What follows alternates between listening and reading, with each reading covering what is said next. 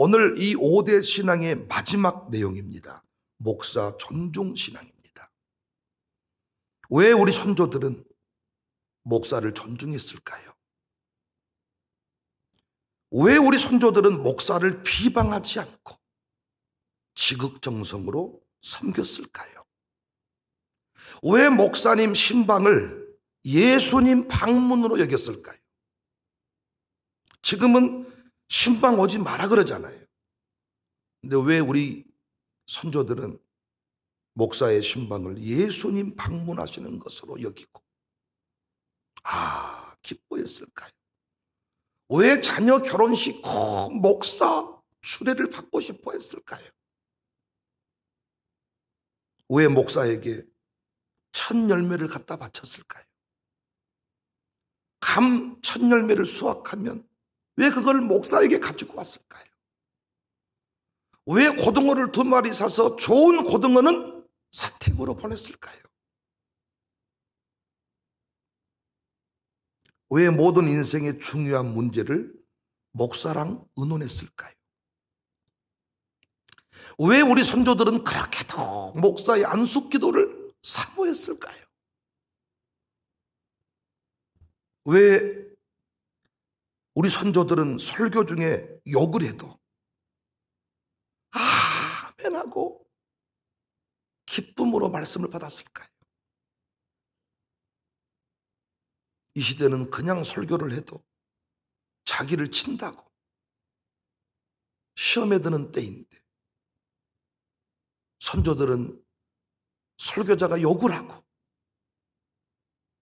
심지어는 머리통을 주먹으로 쳐도 아멘으로 받았을까요? 왜 부흥회 때 강사를 그렇게 대접하고 싶어 했을까요? 하고 싶은 얘기가 너무 많지만 왜 하다가 끝나. 제가 하고 싶은 얘기가 너무 많고 가슴이 뜨거워서 예배를 지금 5분 전에 시작해버려. 왜 그랬을까요?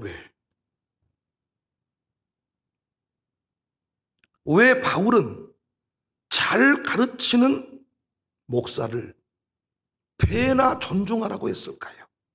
디모데전서 5장 17절 18절 잘 다스리는 장로들은 배나 존경할 자로 알되 말씀과 가르침에 수고하는 이들에게는 더욱 그리할 것이라.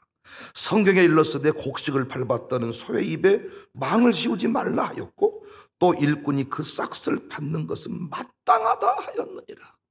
왜 열심으로 말씀을 가르치는 종 잘 섬기라고 했냔 말이에요. 왜 바울은 가르치는 자와 모든 좋은 것을 함께 하라고 했을까요? 갈라디아서 6장 6절 가르침을 받는 자는 말씀을 가르치는 자와 모든 좋은 것을 함께 하라. 왜 갈라디아 교인들은 바울을 천사와 같이 예수님 같이 영접을 했을까요? 왜 갈라디아 교인들은 바울에게 눈이라도 빼어준다고 했을까요? 갈라디아서 4장 14절 15절 너희를 시험하는 것이 내 육체에 있으되, 여기 시험하는 것은 오늘날로 말하면 간질병이라 그래요. 간질병이 있는 바울, 그것을 너희가 업신여기지도 아니하며 버리지도 아니하고 오직 나를 하나님의 천사와 같이 또는 그리스도 예수와 같이 영접하였도다. 너희의 복이 지금 어디 있느냐? 내가 너희에게 증언하노니 너희가 할 수만 있었더라면 너희의 눈이라도 빼어서 나에게 주었으리라. 왜 히브리서 기자 오늘 함께 읽은 본문 인도자에게 순종하고 복종하라고 했을까요?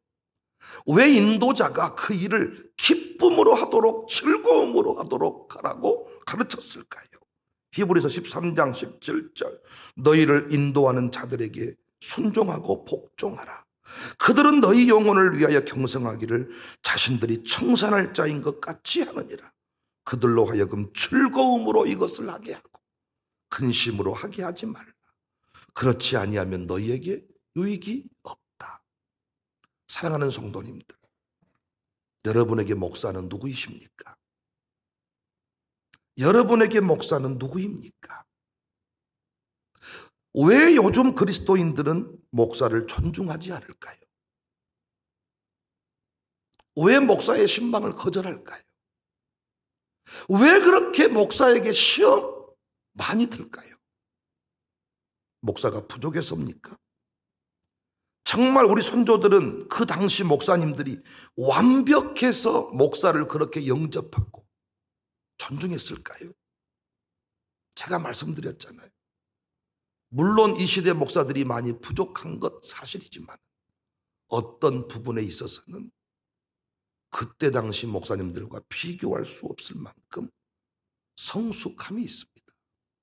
어떤 부분은 훨씬 더 탁월합니다. 목사의 자질 문제라기보다는 목사의 위치와 역할에 대한 바른 이해의 부족이라고 생각해요. 목사 스스로도 이 의식이 약하고 성도들도 이것을 제대로 배운 적이 없어서 저는 이렇게 되었다고 생각합니다.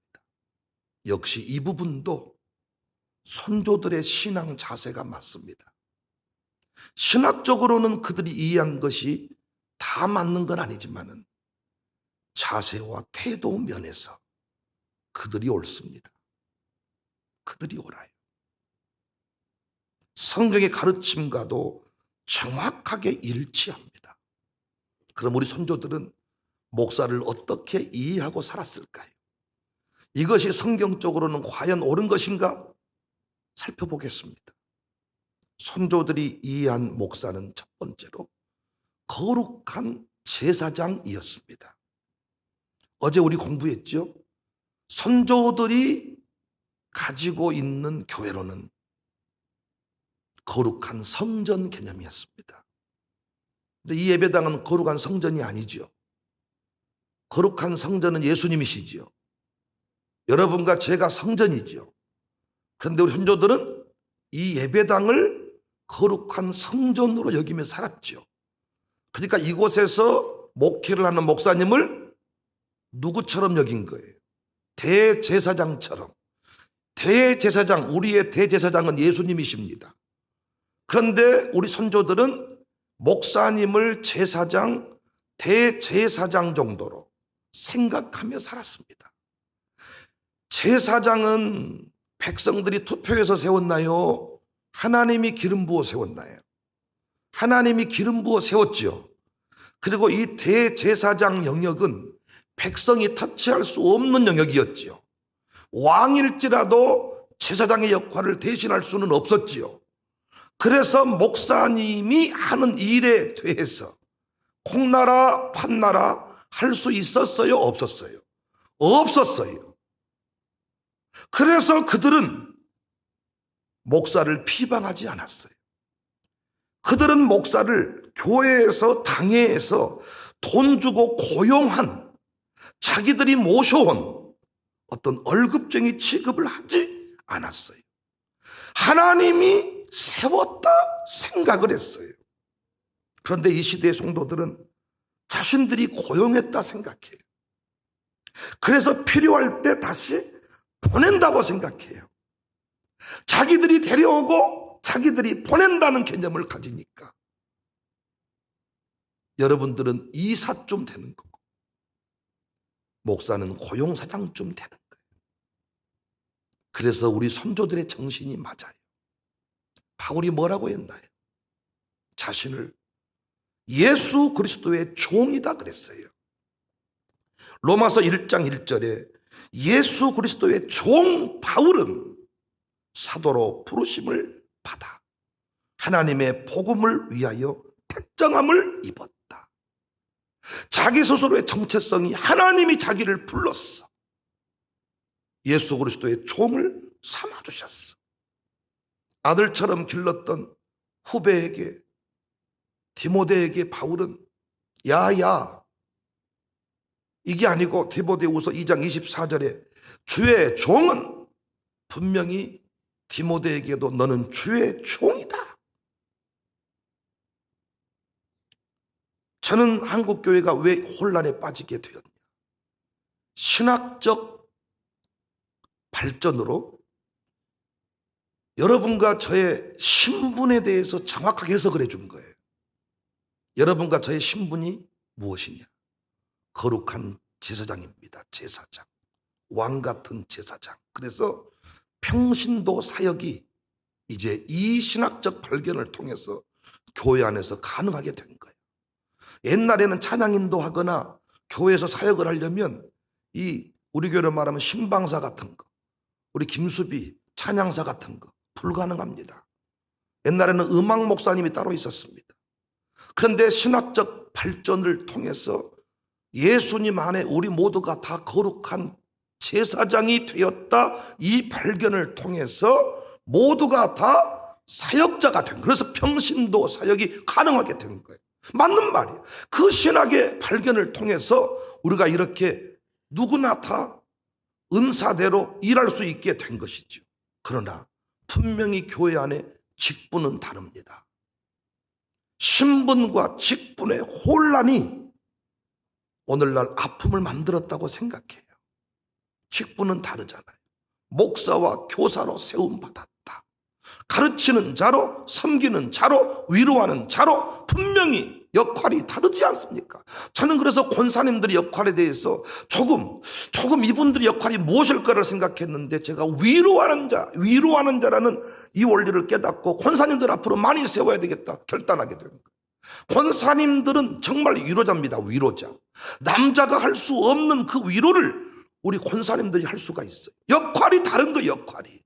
그런데 오늘날 목사님이나 장모님이나 집사님이나 권사님이나 누구나 다 새벽에 그냥 큐티하다가 감동되면 나와서 설교할 수 있다는 거예요. 여기서부터 혼란이 일어나기 시작했습니다. 저는 우리 교회가 부족한 자를 하나님의 종이라 여겨주고 월급쟁이 취급 안 하고 연봉제입니다. 연봉 이만큼 드립니다. 이런 말 하지 않고 생활지원비 더 많이 못 드려 죄송합니다. 우리 교회 부목사들도 종 취급하고 고용주 이 개념이 아니고 하나님의 종으로 섬겨주는 것에 대해서 저는 진심으로 감사를 해요. 그리고 저 여러분에게 언젠가 말씀을 드렸습니다. 생활비는 담임 목사나 부목사나 똑같아야 된다. 이건 정말 여러분 충격적인 이야기예요. 담임 목사직을 수행할 때 필요한 것만 차이가 있으면 된다. 그래서 저는 실제로 우리 교회 지금 사모님들 사역을 하게 해가지고 우리 부목사님들이 수령해가는 그 사역비는 담임 목사랑 비슷한 수준에 이르도록 지금 만들어가고 있습니다. 저는 우리 부목사들도 하나님의 종으로 부름받았으니 우리가 섬기는 게 맞다. 월급쟁이 취급, 이게 아니고 어떤 교회는 장로님들이 부목사를 2천 가서 내 가방 좀 갖고 와봐. 얼마든지 저는 가르쳤어요. 나이 드신 장로님들이 설교할 때는 장로고 목사지만 내려오면 아버지처럼 섬기자. 저 그렇게 살고 있습니다. 그러나 교회 안에서 영적인 위치를 잃어버리면 안 되죠. 그래서 우리 교회 많은 분들이 목사님이 너무 좋습니다. 그러나 어렵습니다. 그게 사실이거든요. 영적인 위치를 확인하면 확인할수록 그 자리가 어려운 거예요. 그러나 격없이 어떤 벗처럼 지내는 게 좋은 것만은 아니에요. 그래서 옛날 우리 어르신들은요, 목사님의 나이에 대해서 관심이 없었어요. 그냥 목사님 그러면 친정 아버지보다 한두 살 더 많으신 분 정도로 생각하고 산 거예요. 그냥 우리 목사님, 우리 막내 아들하고 나이가 똑같네. 그 의도가 뭐예요? 의도가 그 정신이 옳아요. 저는 부목사님들 평생 자동차 한 대 바꾸지 못하고 살아가는데 장로님들에게 부탁을 드렸습니다. 우리 부목사들 자동차 할부 지원 시스템 만듭시다. 그래서 절반 이상을 지원해 주면 어떨까요? 기꺼이 그렇게 합시다. 그래서 차들이 바뀌기 시작했습니다. 앞으로도 어떻게든 이분들을 섬기고자 합니다. 월급쟁이 아닙니다. 하나님의 종입니다. 앞으로도 여러분의 그 신앙 간직해 주시기를 바라요. 선조들의 그 신앙이 우리 교회에 있어서 제가 이렇게 영역 있는 목사가 된 거예요. 여러분들이 존중해 주기 시작하니까 여러분 앞에만 서면 제가 막 날아다니는 거예요. 날아다니는. 눌려 사는 목사, 있는 것도 까먹어요. 있는 것도. 선조들의 그 신앙과 우리 교회 모습이 같이 가고 있습니다. 감사를 드립니다. 두 번째, 선조들이 이해한 목사는, 선조들이 목사를 어떻게 생각하고 살았냐 그 말이에요. 만물 박사였습니다. 실제로 글을 모르는 성도가 대부분이었죠. 근데 목사는 한글을 압니다. 한자도 압니다. 헬라어도 압니다. 히브리어도 압니다. 영어도 적당히 압니다. 그래서 모든 정보를 목사를 통해서 접했습니다. 심지어 목사가 한글을 가르쳐 주기도 했습니다. 논을 사고 밭을 사도 목사에게 문서를 가지고 와서 의논을 했어요. 심지어는 교통사고가 나도 합의를, 변호사 역할을 누가 했냐? 그 교회에 담임 교육자가 했습니다. 일 봐줄 사람이 없었어요. 그래서 변호사를 선임한다는 것은 뭐 상상을 못할 일이고, 그래서 경찰서를 상대하고 군청을 상대하고 시청을 상대하는 이런 정도의 일은 누가 했냐? 그 지역의 목사가 한 거예요. 목사가. 그래서 목사가 성도의 모든 삶을 관장하고 모든 삶을 다 돕는 위치에 서 있었던 것이죠. 그런데 이 시대 교회 모습은 다르죠. 목사보다 똑똑한 성도가 더 많죠. 성도 중에 판검사도 있지요. 경찰서장도 있지요. 그리고 교회에서 목사가 제일 가난하죠. 성도들 기가 막히잖아요. 너무너무 잘 살잖아요. 예전에는 초콜릿 먹으려고 교회 왔어요. 사탕 먹으려고 교회 왔어요. 한 끼 식사 해결하려고 교회 왔어요. 연필 받으려고 교회 왔어요. 그런데 지금은 목사가 제일 가난해요. 성도들이 너무 똑똑해. 심지어는 성경 공부도 스스로 해버려. 성경 공부도 자기가 통독을 해버린다는 거예요. 통독 프로그램 가지고 통독을 하고, 나는 어떤 평신도는 날마다 나한테 통독 프로그램 뭔가를 보내줘. 평신도이신데 목사한테 통독 프로그램 보내는데 나뿐 아니고 수많은 목사한테 그걸 보낸대. 이런 시대가 돼버렸어요. 평신도가 성경 공부를 인도하는 유튜브 동영상도 많이 뜹니다. 많이 떠. 그래서 목사에게 신앙생활 지도를 받지 않습니다. 옛날 성도들은 목사 없이는 아무것도 못했는데 오늘날 성도들은 목사 없이도 혼자서도 잘해요. 이것이 함정입니다. 성경은 분명히 목사의 직책을 교사라고 했어요. 예배소서 4장 11절에 그가 어떤 사람은 사도로, 어떤 사람은 선지자로, 어떤 사람은 복음 전하는 자로, 어떤 사람은 목사와 교사로. 목사의 또 다른 이름이 교사입니다. 그러므로 목사는 교회에서 가르치는 일을 잘해야 돼요. 가르치는 자가 목사예요. 그래서 신학 공부하고 성경 보는 눈을 달리해서 여러분 앞에 서 있는 거예요.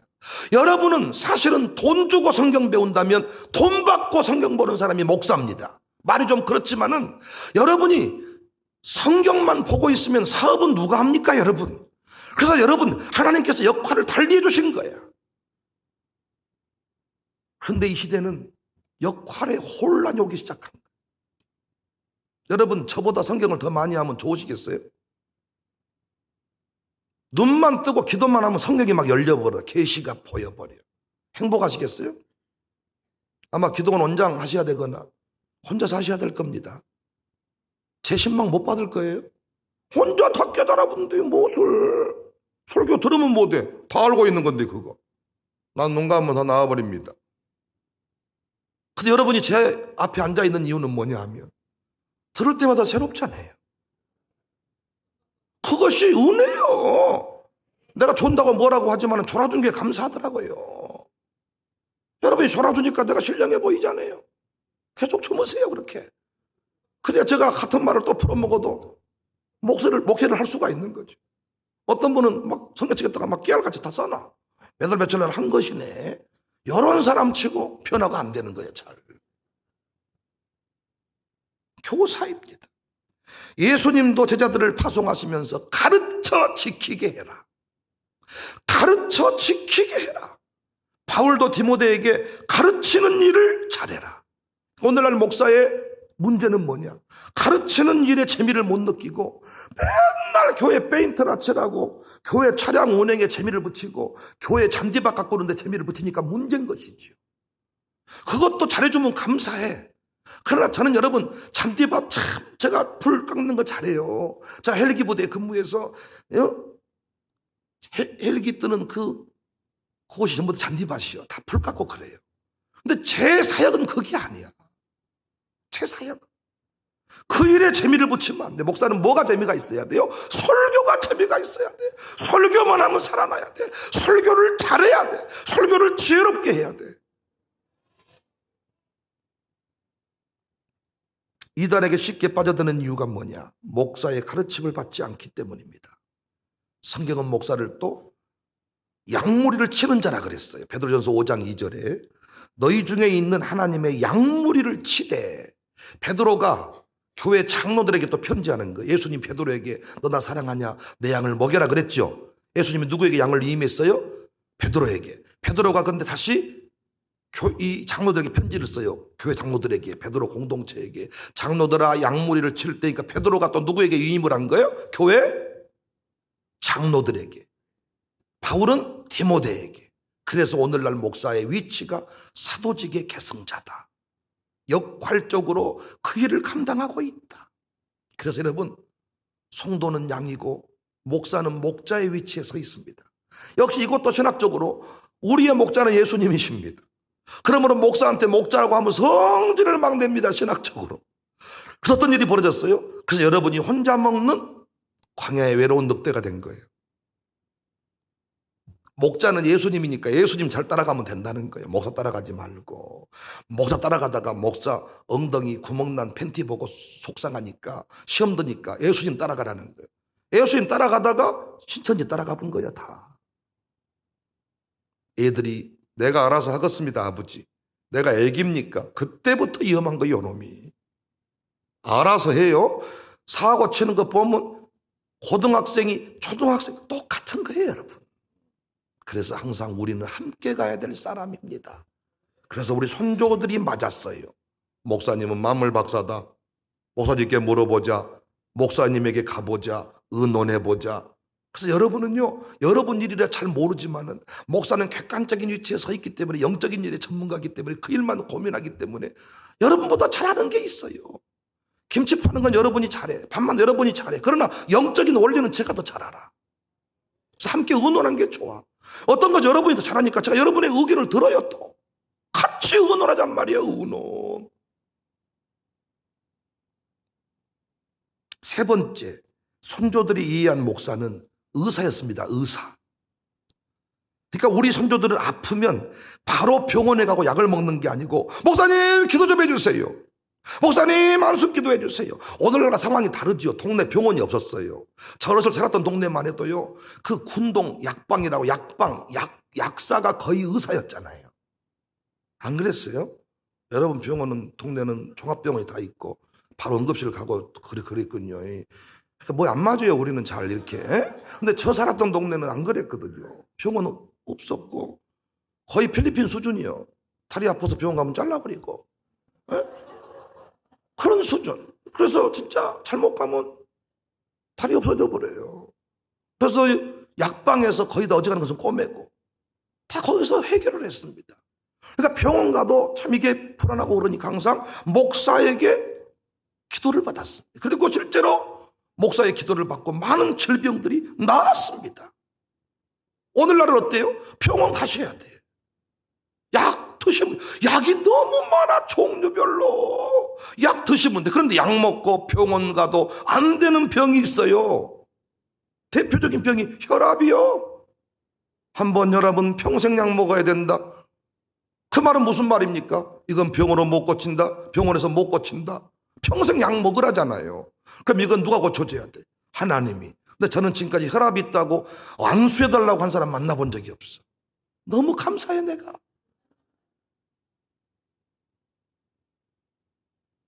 오늘날 이 신앙이 없습니다. 그래서 평생 약봉지 들고 살아도 목사에게 기도받으려고 하지 않습니다. 초기 한국교회 기적이 많이 일어났거든요. 목사가 신령해서만이 아닙니다. 성도들의 이런 유별난 신앙 때문에 내 믿음대로 될지어다. 얼마나 믿음이 좋냐면 저희 아버지 목사님 목회하실 때 배 아파도 쌍화탕을 준 거예요. 쌍화탕을 주고 기도해 줬는데 뭐라고 말하냐, 목사님, 왔다, 그 뭔 약인지 모르지만 그 약을 먹었더니 나아버렸어요. 성도들의 믿음이 쌍화탕 먹고도 배 아픈 것이 고쳐져 버려요. 목사가 영역이 있는 것이 있지만은 어떤 믿음이 있었냐, 우리 목사님께 기도받으러 가자. 우리 할머니는 나 청도 기억하는데 동네 할머니들 모아놔. 우리 아들 정석이가 오니까 기도받으면 다 낫네. 얼마나 엄마 권사 믿음이 좋냔 말이요. 우리 아들이 오면 기도해주면 다 무릎 꿇쳐놓고 가서 기도해주니까 그 믿음대로 될지어다요.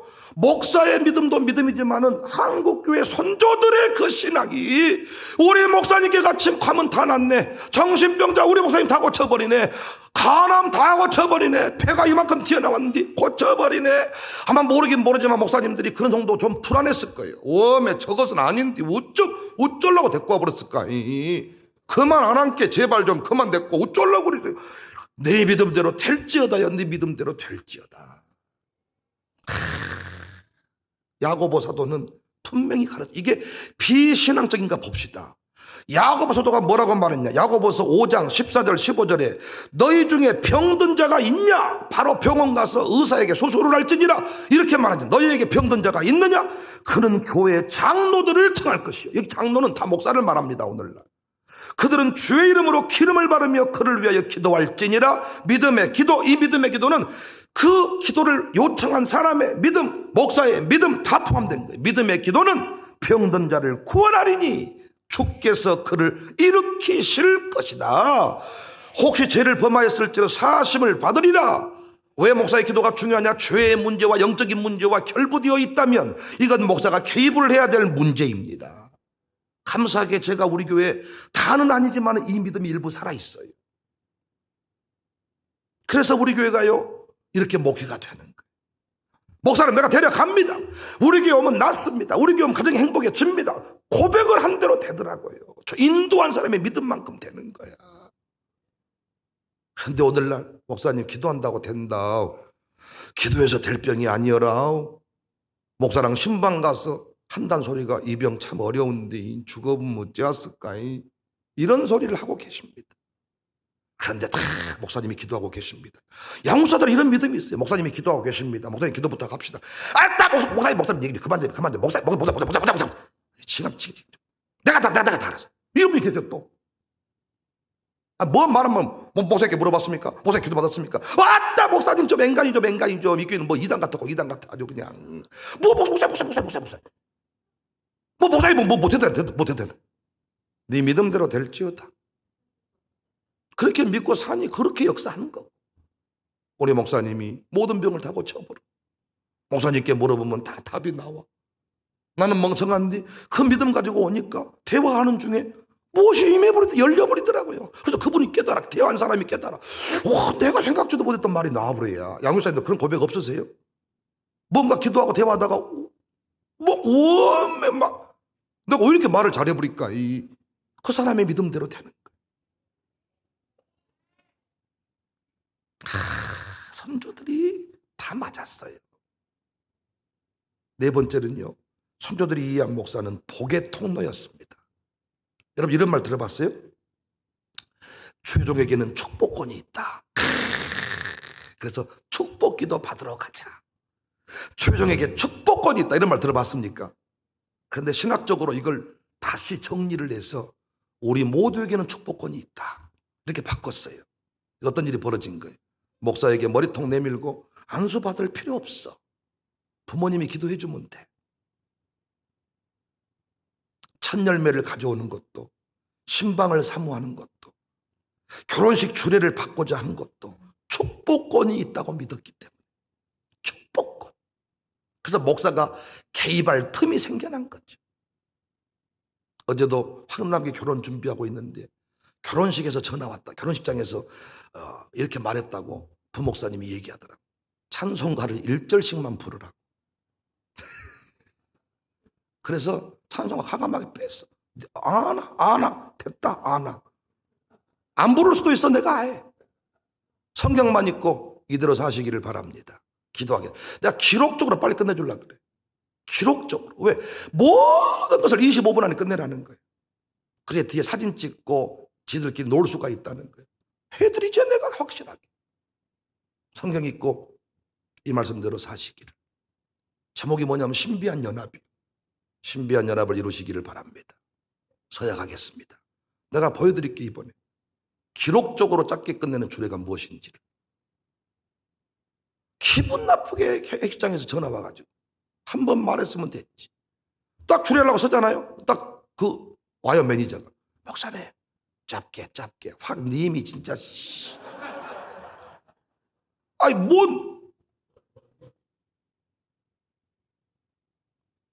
왜 그렇게 선조들은 목사 했을까? 목사에게 축복권이 있다는 거예요. 근데 신학적으로 틀린 말이라는 거예요. 이단 같은 소리 하지 말라는 거예요. 우리 모두에게 축복권이 있다. 맞아요. 그러나 교회 공동체를 운영하는 과정에서는 다릅니다. 교회 공동체를 운영하는 과정에서 목사의 축복은 전혀 다른 이야기예요. 이 질서를 따라서 마땅히 품을 생각 이상을 품지 마라. 질서대로 신앙생활을 해야 되는데 여러분 목사를 제쳐두고 하나님이 성도에게 영적인 능력들을 줘서 뭔가 막 꿈을 꾸게 하고 미래를 보여주고 비전이 터지고 이런 일이 생긴다. 교회는 무너져 버립니다. 교회 공동체를 유지해가는 원리를 로마서 12장 1절부터 기록을 하잖아요. 네 수준에서만 생각하고 살아란 말이요. 그래서 여러분 공동체를 위해서 축복기도하고 안수기도 할 사람은 담임 목사 외에는 다른 사람이 있으면 안 돼. 목사가 위임해 준 사람만 그 일을 해야 돼. 근데 어떤 교회는 뭐 서로 은사 운동한다고요. 뭐 너도 안수기도해줘. 뭐 감동이 온다는 거예요. 저 사람 기도해주면 나을 것 같다. 해봐 나은가? 목사가 위임해준 부분 속에서 이루어져. 그래서 바울은 로마서 15장 29절에 내가 너희에게 나아갈 때에 그리스도의 충만한 복을 가지고 갈 줄을 아노라. 예수님도 제자들을 파송하시면서 마태복음 10장 12, 13절에 또 그 집에 들어가면서 평안하기를 빌어라. 평안을 빌라. 복 빌어라. 그 집 잘되기를 빌어라. 그래서 우리는 바울이 디모데에게 안수했던 것을 기억해야 돼. 바울이 디모데에게 안수하면서 디모데후서 1장 6절에 그러므로 내가 나의 안수함으로 내 속에 있는 하나님의 은사를 다시 부릴 듯 하게 한다. 교회 공동체를 위해서 내가 노영창을 축복하면 하나님이 노영창을 쓰신다는 거예요. 왜? 이 공동체를 위해 노영창 집사가 필요합니다 하면 하나님이 그 사람을 쓰는 거야. 바울이 고백하잖아요. 여러 병들어 죽게 되었을 때 하나님 이 사람이 내 곁에 필요합니다 하면 이 공동체를 위해서 그 사람을 쓰는 거예요. 왜 11조를 바치면 복을 받냐? 11조는 교회를 섬기고 사역을 돕는 일인데 그 11조가 하나님의 나라 확장의 통로로 쓰임 받으니까 하나님이 그 기업을 쓰시는 것입니다. 교회 공동체를 섬기고 이 공동체를 사랑하면 하나님이 그 기업, 그 인생을 쓰시는 거예요. 이해가 되십니까? 공동체 가운데 목사의 축복은 다른 이야기지. 그래서 여러분 꼭 맞는 말은 아니었지만 선조들의 그 신앙 자세가 맞았던 거예요. 목사에게는 축복권이 있다. 이건 공동체 가운데 교회를 섬기면서 주시는 그 원리를 말하는 겁니다. 참 우리 아이들에게요 목사의 부정적인 이미지를 심어주지 않기 위해서 이렇게 기도하고 애쓰는 중입니다.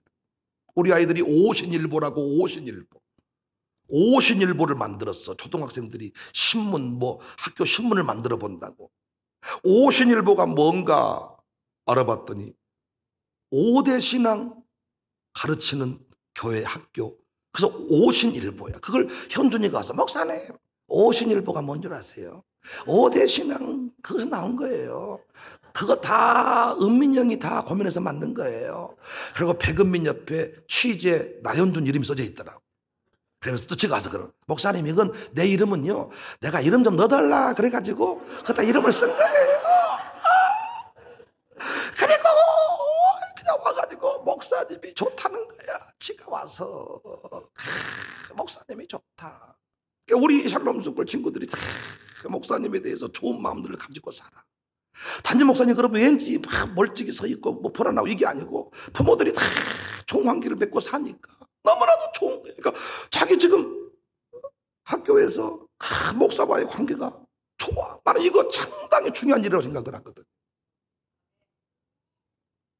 여러분부터 새로워지시기를 바라요. 잘 살고 있다면 계속 그 신앙 유지하시고, 혹시 이 부분에 조금 미흡했다면 여러분 이번에 결단하세요. 결단. 그래서 우리 교회에서 목사 존중 신앙을 심기 위해서 하고 있는 프로그램들이 몇 가지가 있는데, 첫 번째는 설교 노트를 써요. 설교 노트를 꼭 쓰는 것이요, 목사를 존중해 주는 거예요. 그리고 설교 노트를 쓰고 그 말씀대로 사는 것. 설교 노트를 쓰는데 자기 나름대로 노트를 쓰는 사람도 있더라고요. 이거 참 기분 나쁜 사람이에요. 제가 설교 노트를 개발했거든요. 제가 개발한 노트에 제가 설교한 것을 써주면 얼마나 목사가 기분이 좋아. 더 기분 좋은 것은 그 설교대로 살았다고 간증해주면 미쳐버려. 목사는 나한테 고든 거는 어서 소문은 들어가지고 병어찜, 병어조림 이것들은 많이 해주더라고 나한테. 설교 노트를 안 쓰고 설교 시간에 졸고 병어 100마리를 줘보세요. 내가 기분이 행복하고 좋은가? 아니야. 설교 노트 쫙 기분 좋아요. 쫙 쓰고 딱 설교 노트 가지고 예배를 드리고. 두 번째는요, 비방하지 말고 자랑하자. 가르쳤잖아요. 우리 교회 비방을 잘 안 해요. 비방한 사람이 있으면 조용히 뒷골목으로 풀려나갈 겁니다. 다 좋은데 비방만 하지 마라. 네가 뭔데 비방하냐? 자식이어도 목사 비방하면 너 우리 교회 다니려면 안 다니려면 다니지 말아라. 목사님 비방 왜 하냐? 이렇게 훈련이 돼 있어요 지금. 그러지, 나도 그란다이. 어째 그럴까이. 그러니까 너는 다른 데로 가라. 나는 어쩌겠냐 못 가고 여기 있으려니까. 너 왜 비방하냐? 안 다니려면 다니지 말아라. 목사님 그런 분 아니다. 다 이렇게 해주면요, 감히 그 입 가운데 다시는 목사님 얘기 안 합니다. 함부로. 우리 교회 그 일을 하고 있습니다. 세 번째는 목사의 삶을 돌아보고 책임을 지자. 그래서 교회적으로요, 제 삶을 돌아보고 책임을 확실하게 져주고 계시고, 성도 각자가 목사의 삶을 돌아보면서, 이번에 어떤 권사님이 양파 한 망을 갖다 주셨는데, 오이고 양파가 갈수록 이제 양파 같은 것이 맛있고 그래요. 제가 지금도 물론 고기보다는 덜 맛있지만은 맛있어지고 있어요. 많이. 더 맛있더라고요. 사랑이 느껴지고. 양파 재배하는 동네 사는 목사님은 양파가 그냥 창고에 한 차 있을 것 같지만은 사 먹은다 그러더라고요. 고구마 나온 해남에 사는 목사님은 고구마를 한 차 받을 것 같지만은 고구마 사 먹은다 그러더라고요. 무화과 농사하는 동네 목회도 아마 그러지 않겠나 싶어. 오죽하면 제가 그 동네 가면 돈 줄 테니까 좋은 것 가져오세요. 그러겠습니까? 장사하는 집. 제가 예전에 부흥에 강사를 부목사 시절에 모셔본 적이 있는데 진짜 부러운 게 있었어. 우리 교회 동네에 그 강사 목사님 안수 집사가 양복점을 하는 거예요. 목사님 딱 가서 신방 좀 가봐야 돼. 신방 가서 나는 뭐 예배 드릴 줄 알았더니 가더니 잘 살고 있어? 아이고 목사님 그렇습니다. 그랬더니 양복 좀 줘봐. 양복 3벌을 골라버려. 최고 비싼 걸로. 수고해. 차에 실어? 내가 차에 실어줬어. 그럼 그러니까 팔다 남은 것 포풀하게 일어나가지고 반품 들어온 거 목사님 갖다 입을라? 이게 아니고 제일 좋은 거. 물건이 들어오면 제일 좋은 상품 다 먼저 드리고 팔아야 되는데 남은 거 이제 한 유통기한 이틀이나 남은 거 목사님 갖다 드시시오. 이런 식으로 가야 되겠냐 그 말이야.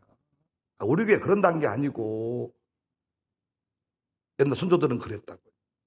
그래서 여러분이 삶을 책임져 주셔가지고 제가 너무나도 행복하게 잘 삽니다.